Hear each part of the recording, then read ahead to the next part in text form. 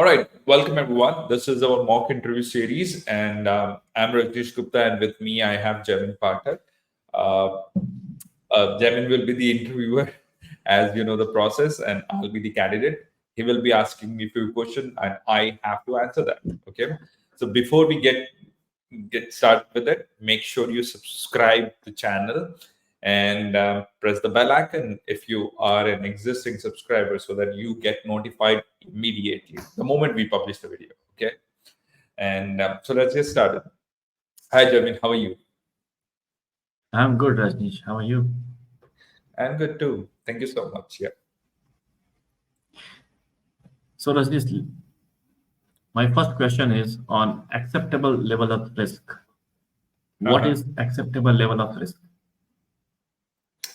So acceptable level of risk is basically the amount of risk an organization is willing to take or willing to accept while ensuring the security measures as well. So it's the amount of risk they are ready to take while maintaining the confidentiality, the integrity, and the availability of its information or asset or data as well.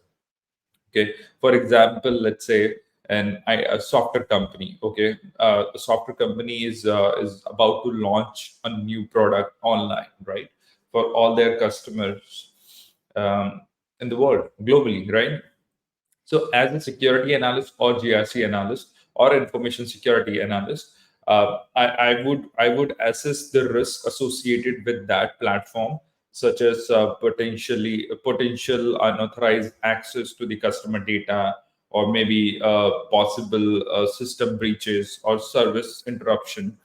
Uh, but the management, the company might accept the moderate level of risk of data breaches, given the nature of the business itself, given the nature of the business of being online, right? So online transaction and everything, card exchange data and everything.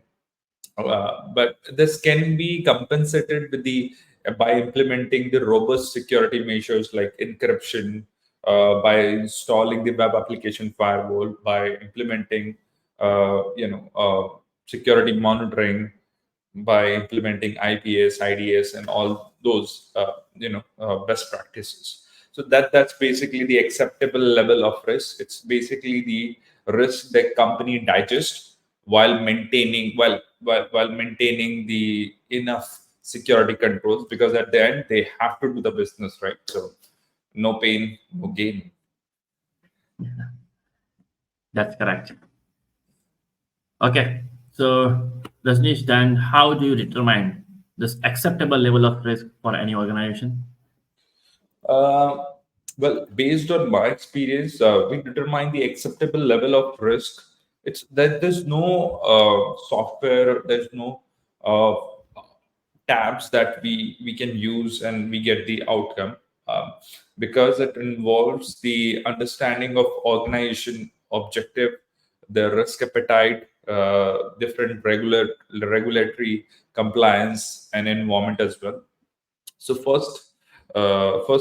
as a first step, I would collaborate closely with the senior management, with different key stakeholders, including the senior, as I said, senior management, head of departments, to identify the priorities and their strategic objective as well. Next, I would conduct a risk assessment based on different assets.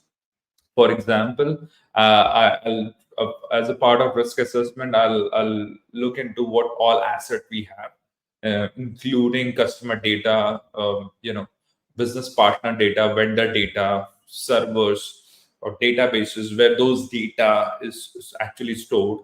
And then I'll find out possible threat, then vulnerabilities, and then I'll calculate the likelihood of the attack. What is the possibility that attack will be realized?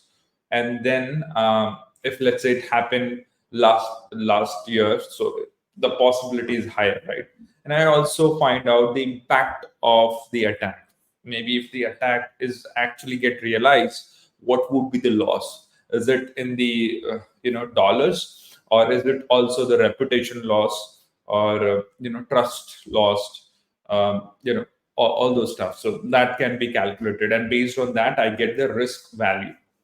Of course, there are different risk management frameworks available as well, from NIST, NIST, RMF, ISO 31,000, if I'm not wrong.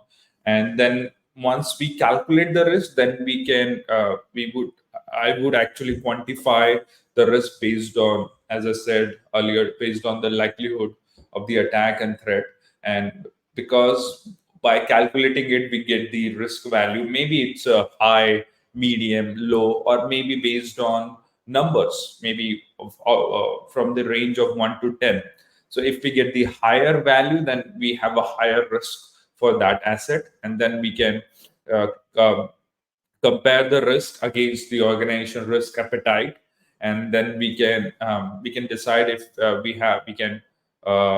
can tolerate that risk, or we can digest that risk, or we can transfer that risk, or if we are all good, then we have to plan for mitigating that risk as well.